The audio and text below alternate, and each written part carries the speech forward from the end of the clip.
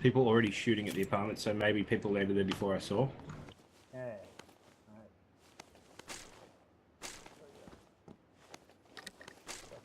Do it quickly.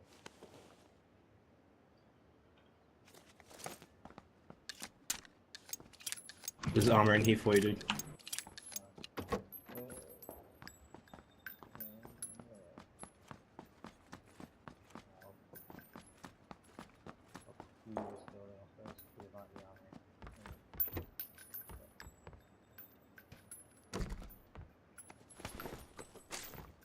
Oh, okay. I see what you're talking about. That's buggy as well.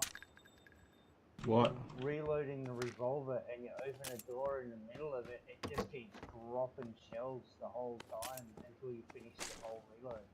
So if you don't restart it again, if you don't restart it again after you've opened the door, it just keeps dropping shells without reloading anything. It's making noise. It's so annoying. You're just dropping shells everywhere.